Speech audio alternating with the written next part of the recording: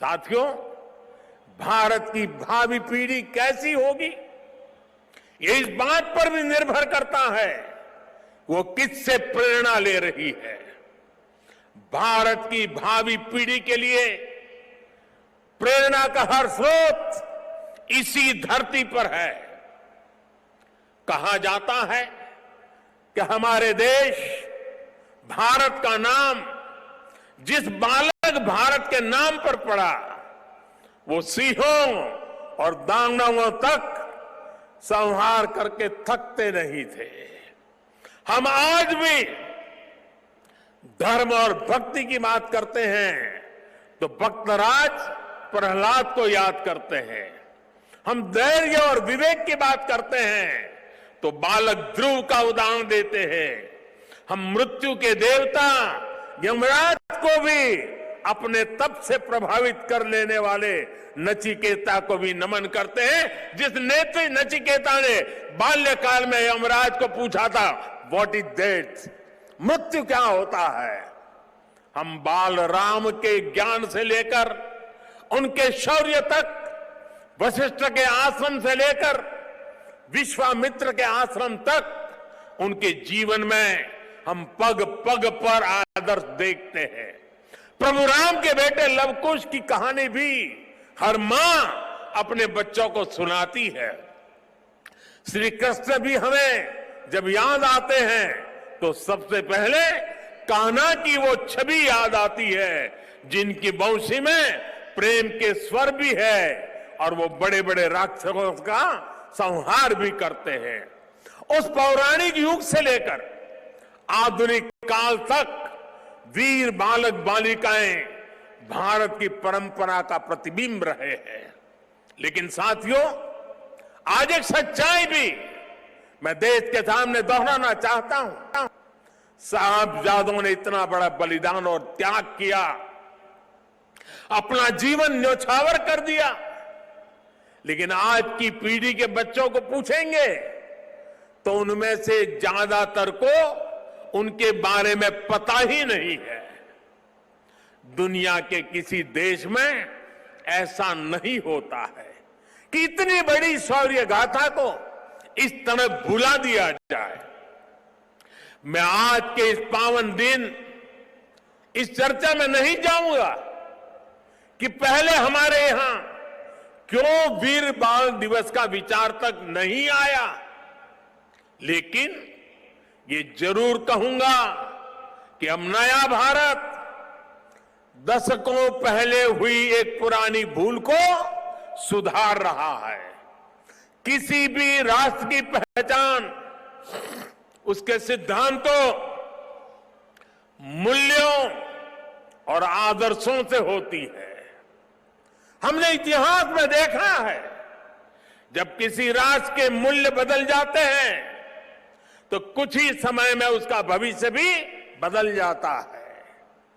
और ये मूल्य सुरक्षित तब रहते हैं जब वर्तमान पीढ़ी के सामने अपने अतीत के आदर्श स्पष्ट होते हैं। युवा पीढ़ी को आगे बढ़ने के लिए हमेशा रोल मॉडल्स की जरूरत होती है। युवा पीढ़ी को सीखने और प्रेरणा लेने के लिए महान व्यक्तित्व वाले नायक नायिकाओं की जरूरत होती है। और इसलिए ही हम श्री राम के आदर्शों में भी आस्था रखते हैं। हम भगवान गौतम बुद्ध और भगवान महावीर से प्रेरणा पाते हैं। हम गुरु नानक देव जी की वाणी का प्रयास करते हैं। हम महाराणा प्रताप और छत्रपति वीर शिवाजी महाराज जैसे वीरों को बारे में भी पढ़ते हैं। इसलिए ही हम विभिन्न जयंतियां मनाते हैं। सैकड़ों हजारों वर्ष पुरानी घटनाओं पर भी पर्वों का आयोजन करते हैं। हमारे पूर्वजों ने समाज की जरूरत को समझा था और भारत को एक ऐसे देश के रूप में गढ़ा जिसकी संस्कृति पर्व और मान्यताओं से जुड़ी है। आने वाली पीढ़ियों के लिए यही जिम्मेदारी हमारी भी है। हमें भी उस चिंतन और चेतना को चिरंतर बनाना है। हमें अपने वैचारिक प्रवाह को अक्षुण्ण रखना है। इसलिए आजादी के अमृत महोत्सव में देश स्वाधीनता संग्राम के इतिहास को पुनर्जीवित करने के लिए प्रयास कर रहा है।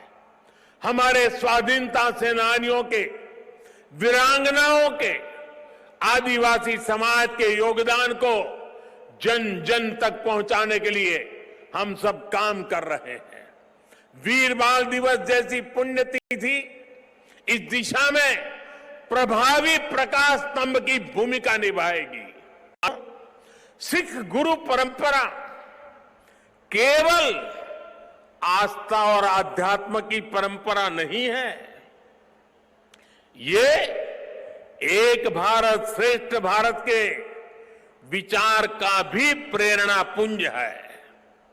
हमारे पवित्र गुरु ग्रंथ साहब से बड़ा इसका उदाहरण और क्या हो सकता है। इसमें सिख गुरुओं के साथ साथ भारत के अलग अलग कोणों से 15 संतों और 14 रचनाकारों की वाणी समाहित है। इसी तरह आप गुरु गोविंद सिंह जी की जीवन यात्रा को भी देखिए। उनका जन्म पूर्वी भारत में पटना में हुआ। उनका कार्यक्षेत्र उत्तर पश्चिमी भारत के पहाड़ी अंचलों में रहा और उनकी जीवन यात्रा महाराष्ट्र में पूरी हुई। गुरु के पंच प्यारे भी देश के अलग अलग हिस्सों से थे और मुझे तो गर्व है कि पहले पंच प्यारों में एक उस धरती से भी था, द्वारिका से, गुजरात से, जहां मुझे जन्म लेने का सौभाग्य मिला है।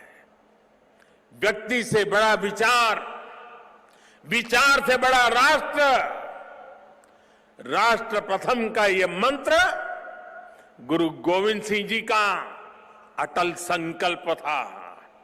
जब वो बालक थे तो ये प्रश्न आया कि राष्ट्र धर्म की रक्षा के लिए बड़ी बलिदान की जरूरत है। उन्होंने अपने पिता से कहा कि आपसे महान आज कौन है, ये बलिदान आप दीजिए। जब वो पिता बने तो उसी तत्परता से उन्होंने अपने बेटों को भी राष्ट्र धर्म के लिए बलिदान करने में संकोच नहीं किया। जब उनके बेटों का बलिदान हुआ तो उन्होंने अपनी संगत को देखकर कहा, 4 मुए तो क्या हुआ, जीवत कई हजार। अर्थात मेरे 4 बेटे मर गए तो क्या हुआ, संगत के कई हजार साथी, हजारों देशवासी मेरे बेटे ही है। देश प्रथम, नेशन फर्स्ट को सर्वोपरि रखने की ये परंपरा हमारे लिए बहुत बड़ी प्रेरणा है। इस परंपरा को सशक्त करने की जिम्मेदारी आज हमारे कंधों पर है। अगर हमें भारत को भविष्य में सफलता के शिखरों तक ले जाना है तो हमें अतीत के संकुचित नजरियों से भी आजाद होना पड़ेगा। इसलिए आजादी के अमृत काल में देश ने गुलामी की मानसिकता के मुक्ति का प्रण फूंका है। वीर बाल दिवस देश के उन पंच प्राणों के लिए प्राणवायु की तरह है। साथियों, इतनी कम उम्र में साहबजादों के इस बलिदान में हमारे लिए एक और बड़ा उपदेश छिपा हुआ है। आप उस दौर की कल्पना करिए, औरंगजेब के आतंक के खिलाफ, भारत को बदलने के उसके मंसूबों के खिलाफ गुरु गोविंद सिंह जी पहाड़ की तरह खड़े थे। लेकिन जोरावर सिंह साहब और फतेह सिंह साहब जैसे कम उम्र के बालकों से औरंगजेब और उसकी सल्तनत की क्या दुश्मनी हो सकती थी। दो निर्दोष बालकों को दीवार में जिंदा चुनवाने जैसी दरिंदगी क्यों की गई?